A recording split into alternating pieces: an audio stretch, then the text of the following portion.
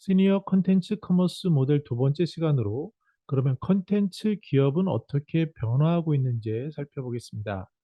안녕하세요. 저는 시니어 라이프 비즈니스를 연구하는 최학입니다. 지난 시간에는 첫 시간으로 유통시장이 어떻게 변화하는가에 대해서 말씀을 드렸는데요. 이번 시간에는 그러면 기업들, 특히 컨텐츠 기업은 어떻게 변화할 것인지에 대해서 살펴보도록 하겠습니다. 컨텐츠 기업들은요, 기본적으로 우리가 쉽게 생각할 수 있는 기업은 뭐 출판이라든지 최근에 엔터테인먼트라든지 뭐 이런 것들을 생각할 수 있을 것 같은데요. 여기서 영위하는 모델들을 보면 기본적으로 저작권 라이센싱이라든지 이것을 통해서 교육을 하거나 전문가를 양성하거나 운영하는 것을 대행하거나 제작을 하거나 또 뭐 이전에 출판 도서 이런 것들을 기본 모델로 삼고 있습니다. 그리고 더 나아가서 보면은 새로운 용어들, 즉 플랫폼의 저작물이라든지 쇼핑몰 유통업이라든지 요새 메타버스, NFT, 블록체인 같은 것을 어떻게 연계할지를 자신들의 사업에서 출발하여 그 관점에서 새로운 수익 모델, 새로운 모델들을 생각하는 것이 일반적이라고 할 수 있습니다. 개인적으로 저는 직장 생활할 때 한 10개 기업의 인더스트리가 다른 대기업, 외국계 그리고 벤처에 있었는데요.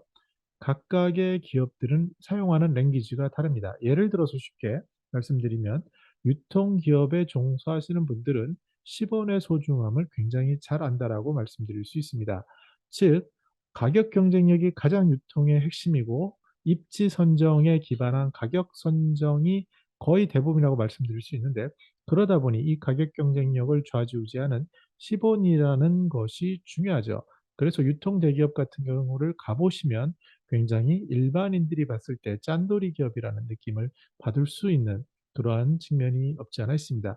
반면에 IT를 생각하면요. IT 하시는 분들과 이야기를 하면 느끼겠지만 이분들은 영과 일로 이루어진 논리로 사업을 하시는 분들입니다. 그렇기 때문에 서로 커뮤니케이션 할 때 저는 주로 이제 마케팅 기획 이런 쪽이었지만요. 이야기를 할 때 영과 일처럼 딱 부러지지 않고 영업에서 쓰듯이 뭐 그 중간 또는 그 이상 이렇게 애매모호한 경우에는 시스템에 코딩을 할 수가 없게 됩니다. 그래서 이러한 것들이 문화로 자리 잡게 되고요. 특히 이제 금융인 경우에는 보이지 않는 상품 서비스를 판매하다 보니까 이 속에 교육이라는 것이 굉장히 중요해지고 그 관계를 형성하는 것이 중요해지면서 관계 속에서 신뢰를 쌓는 것이 결국은 금융 서비스의 핵심이다라고 이렇게 강조하고 갈 수밖에 없는 이런 특성들을 보입니다.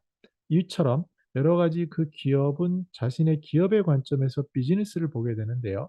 마찬가지로 컨텐츠 기업은 이전에 되는 비즈니스 모델에서 보는 것을 알 수 있습니다. 그런데 최근에 큰 변화가 생기고 있는 것 같습니다. 저는 개인적으로 봤을 때 예전에는 리서치 기업을 한다라고 하면 뭐 어떤 시설도 있고 연구 인력도 있고 뭐 실사팀도 있고 분석팀도 있고 여러 가지가 필요하던 어떻게 보면 조금 복잡해 보이는 사업이라고 할 수 있겠지만 한 발자국 떨어져서 보면요. 요새는 한 명이 모든 것을 다 할 수 있는 그러한 시대로 변화되고 있습니다. 그래서 실제로 굉장히 큰 기관의 중요한 사업들을 보면은 그 속에서 전문가 집단들이 모여서 회쳐 모여서 프로젝트를 수행하는 이런 경우를 많이 볼 수 있고요. 그것은 동일하게 컨설팅 영역에서 더욱더 극명하게 나타나는 것 같습니다. 또한 교육이라는 기업 관점에서 우리가 알지 못하는 교육회사가 갖는 수익 모델이 있고 영역이 전문성 영역이 있는데요.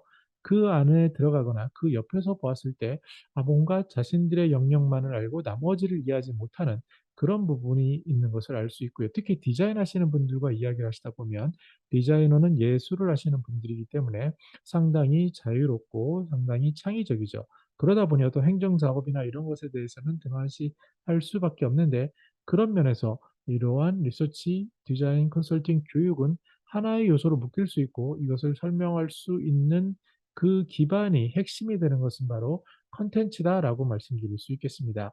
여기에 커머스가 붙게 되고 여기에 광고, 홍보, 어렵게 쉽게는 PPL이라고 하죠. 뭐 그런 PPL이라든지 아니면 처음부터 이런 것을 기획하게 된다면 그렇다면은 즉 클라이언트가 될 신제품을 만들거나 고관여 제품을 판매하는 입장에서 소비자에게 어떻게 접근할까에 대한 질문은 바로 컨텐츠의 핵심이 있다. 그리고 그 컨텐츠 기업이 얼마나 이러한 것을 서로 통합적으로 운용하고 그 맥을 잡아서 진출하고 제시할 수 있느냐. 그 역량에 따라 새로운 시대는 바로 이전에는 광고 대행사뿐만 아니라 홍보 대행사가 같이 끼고 그 안에 리서치 컨설팅 디자인이 끼면서 동시에 콘텐츠 교육과 가장 핵심적인 커머스가 융합된 그런 기업을 요구하고 있다. 그런 기업으로 변화되는 것들이 우리가 최근 글로벌 기업에서도 엿볼 수 있는 것이 아닌가 생각해 보았습니다.